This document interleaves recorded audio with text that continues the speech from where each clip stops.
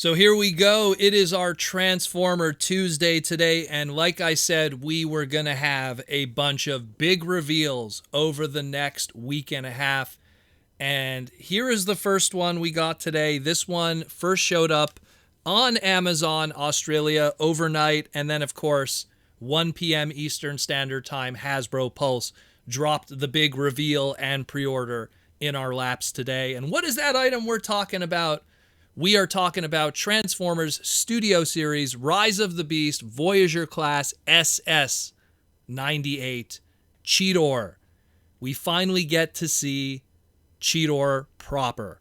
After tons of control art of the character, the trailer, and that little blurry image, blink and you'll miss it, that little image that we could see of what potentially is his robot mode. We finally have a robot mode, an alt mode, a final toy, and everything like that to talk about today. So let's jump into that. A lot of cool news to discover, a lot of cool stuff to talk about, and let's do that. So, first up, this is obviously very different from the Main Line Cheetor that we saw previously.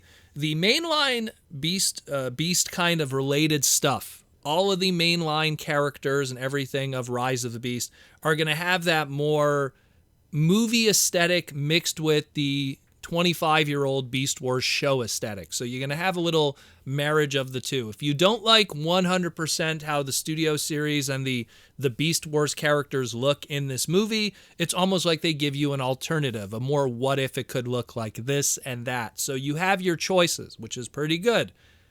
So that's one thing to take away right away from this, is how it is different from that. And we already saw the same thing with the comparison with the Air Razor from the studio series to the main line. And it's the same thing here with this Cheetor.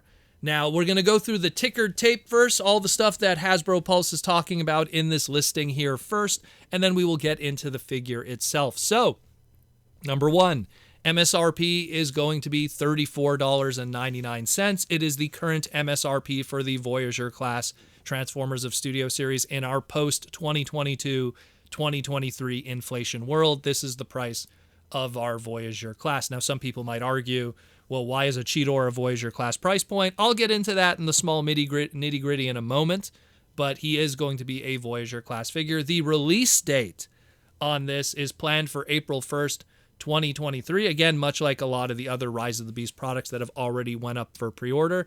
The Amazon Australia listing obviously has had incorrect release dates, so it's probably not going to be February, much like any other movie toy line, Transformers or otherwise. Usually 1 or 2 months before a movie release is pretty standard, and releasing it in February would be way too early for the summer release of Rise of the Beast, the movie. So April makes a lot more sense, much like all the others we've talked about before.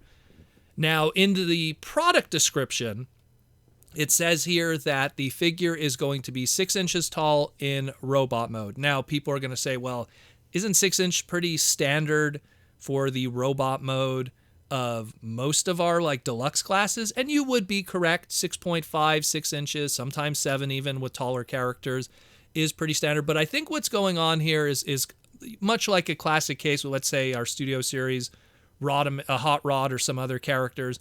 It's more about the parts that were involved, how much more parts were put in, articulation, pieces, and of course, deco and paint hits. And Cheetor is a character that's going to have a lot of deco hits, a lot of those spots and everything, although you probably wouldn't know it looking at the alt mode. Not a lot of spots on that alt mode, almost looking like a cougar instead of a cheetah due to the lack of spots, but it's more so in the robot mode, but also a lot of the pieces and parts that make articulation. It looks like he's going to have an articulated tail and an articulated mouth that opens and closes, so that's an extra pin, that's an extra part. So there's extra parts and pieces and assembly, so that probably leads ultimately in the end to that Voyager class price point. The last thing also is probably because Studio Series is all about scale and scale in comparison to other characters. Bumblebee, who we've already seen in the movie next to Cheetor, is going to be a deluxe class. Cheetor looks like a large cheetah. All of the Beast characters look like they're going to be large characters. Optimus Primal is a gorilla, but he looks like he stands toe-to-toe in gorilla mode to Optimus Prime in robot mode. And Cheetor here looks huge as a huge cheetah compared to even a Bumblebee in Camaro mode. So I think that by having a Voyager Class Cheetor, it'll work in a scale-wise next to our Deluxe Class Alt Mode Bumblebee. So there's also that's probably going to work out in the end, a large Cheetah mode ultimately in terms of his size. So that's probably another reason too why it is the Voyager Class price point is just the size of that. Optimus Primal is going to be a leader class in Studio Series. So we're going to see some big beast characters so that they're not like tiny like they were in the original 1996, 97, 98, 99 cartoon series where they were tiny characters to scale with their animal counterparts to their larger Generation 1 Great War counterparts. Now, also written in the description here, we have comes with some accessories, 2 little spears that connect together to make one giant weapon. So he has 2 little spears that could be 2 little, weapons, or could be combined together to make one giant spear. Kind of similar to what we also saw with Optimus Primal. Optimus Primal looks like he has 2 swords that make make kind of like a single weapon, much like his original toy. So there's that kind of, combining of weapons that we're seeing with some of the characters here. So that's a nice touch. Transforms in 24 steps, par for the course, pretty standard.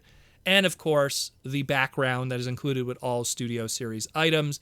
This one here comes with the Peruvian Jungle Discovery background. Obviously, they go to Peru. That's where they're going to find some stuff. Don't want to get too much into the spoilery kind of stuff of the story. Same thing in the description of his bio. You could read that at your own discretion. Just the mention, again, of the transwarp key, the MacGuffin of this movie that they're going to be chasing after. So let's talk about the figure itself.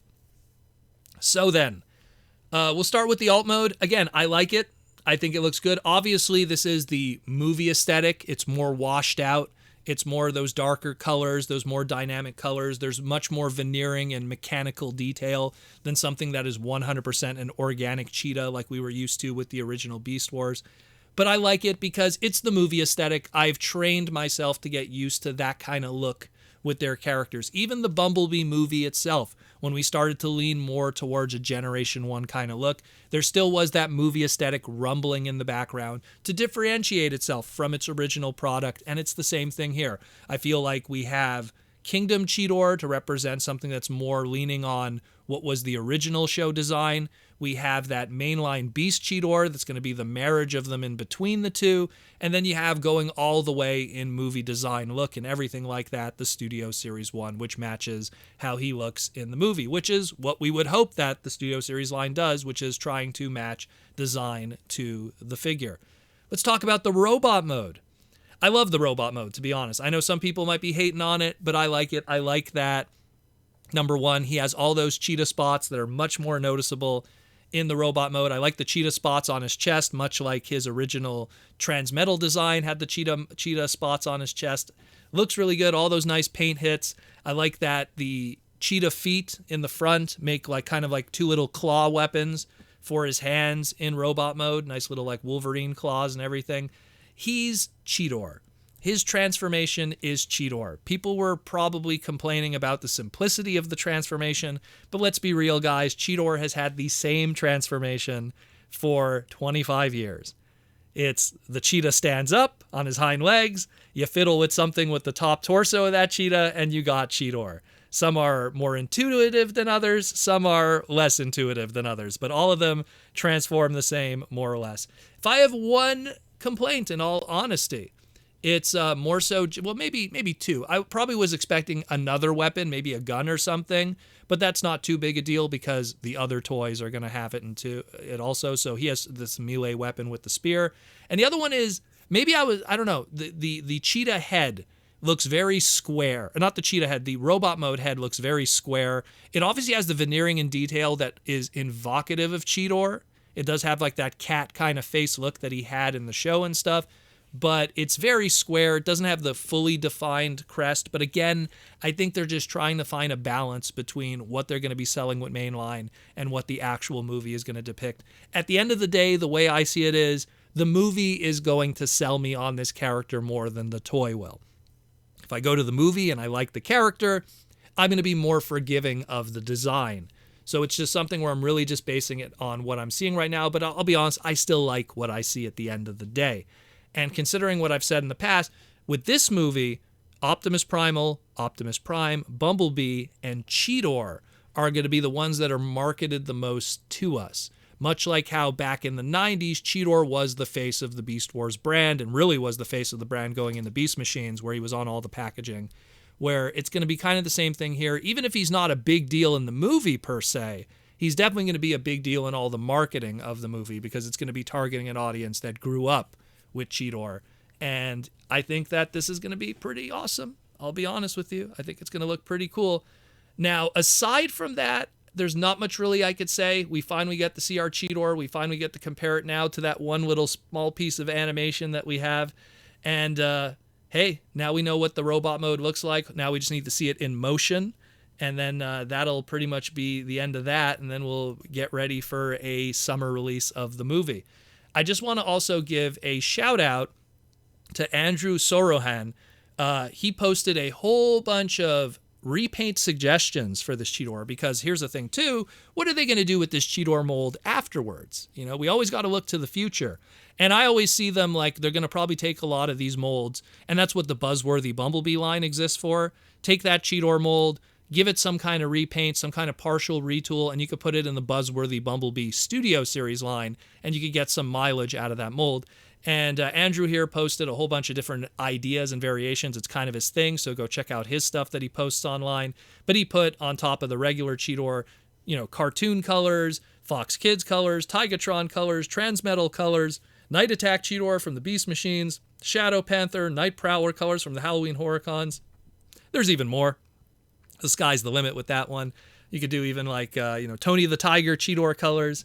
Like, there's so many that you could do here, but I think we'll definitely get something from some of these at some point from the Buzzworthy Bumblebee line. If Tigatron is not in the cards in the near future, I know we have a little Tigatron Rise of the Beast figure used as a weapon that's coming up, but if Tigatron is not in the cards in the near future, I'm pretty sure we'll see a Cheetor repaint out of him in some shape or form, or retool at some point. So stay tuned for that. But aside from that, we have one last announcement to make, and it's that of what's going to be happening very soon. Next Tuesday, we have a Transformers Hasbro fan stream with some brand new announcements. So be sure to stay tuned for next week, where those announcements are going to happen. And that's all I'm going to say for now. But there's going to be some exciting stuff even afterwards in relation to that. So stay tuned for all of that. But let's just say it's going to be a very exciting week and a half for Transformers. So be sure to stay tuned to the Transformer Slag podcast. We're going to keep you updated, educated, and informed on everything that's going on in the Transformer world. And like I always say, rock out with the robots in the skies, and I'll talk to you tomorrow.